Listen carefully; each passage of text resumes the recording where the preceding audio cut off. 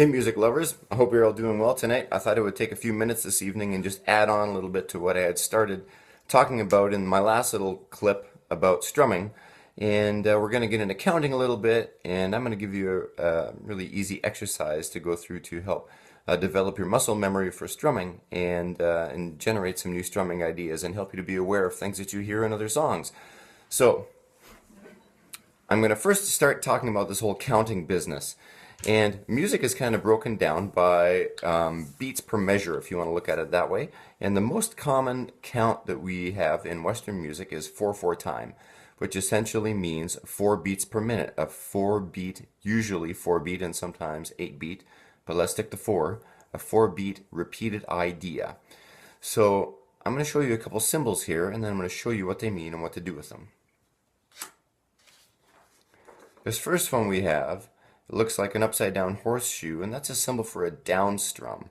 And we are going to put all the down strums on directly on beats 1, 2, 3, and 4. Okay? So if I'm counting out 1, 2, 3, 4, 1, 2, 3, 4, my hand, as you could probably see just almost all the way off camera, was moving down with each of those beats. We're going to call that the downbeat. Then if you look at the bottom of the page, there's a V, and that's a symbol for an up strum. So as you can imagine, show you my little chart here. If I have a down strum on each of the beats 1, 2, 3, and 4, that also means that I'm going to have an up strum naturally in between all of those beats to get my hand in position again for the next downbeat, and I'm going to call those the offbeat. And that's where our up strum comes into play. So if we look at this here on the bottom, beats 1, 2, 3, and 4 are all down strums, and the off beats, we're going to call those the and, those are all up strums, and they are a natural occurrence. We might as well take advantage of them musically speaking. So what this does is it takes our idea of 4 beats per measure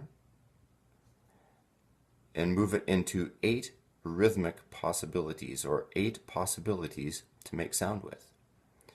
So we want to really sink this into our muscle memory, deep into our subconscious, so that our strumming hand, whatever it be, for most people it's their right hand, their strumming hand is always moving in consistent time, regardless of what the left hand is doing. Practice this like crazy. It pays off, believe me.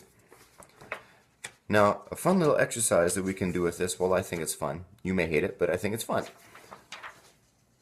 is we can take our 8 potential beats with our 4 down strums and 4 up strums, and we can decide which of those 8 we're going to actually use as a natural occurrence of our hand moving consistently.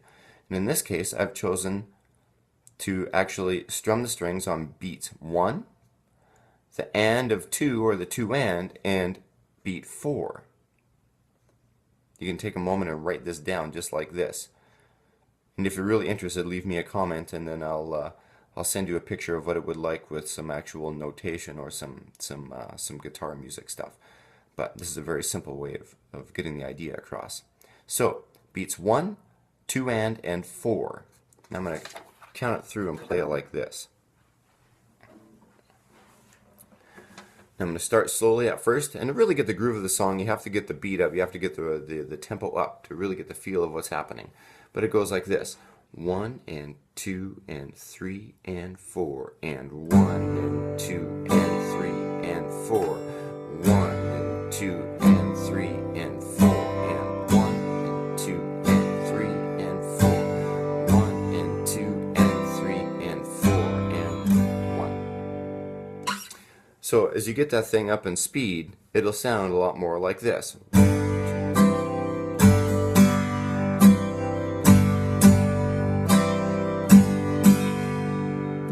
So that's a very simple way to kind of develop an idea and see what you can do with it. I'm going to show you one more, and this is a little more complex.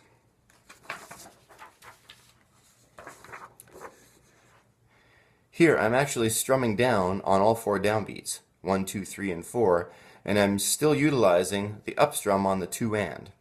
You can take a moment and write this one down as well. And mess around with metronome speeds. Definitely practice this to a metronome.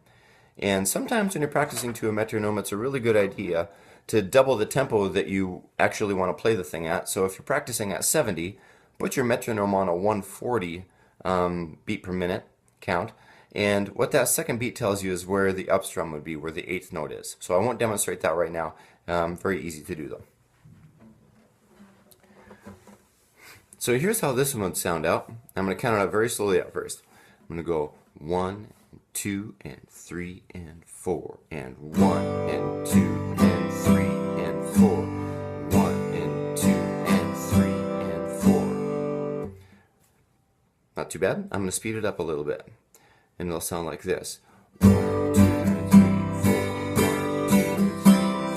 1, 2, 3, 4, 1, 2, 3, 4. A lot busier than the first one. And sometimes it really pays to leave space in your rhythm. Other times you want to bring the energy up a lot and leave not quite as much space and make your strumming pattern a little more complex.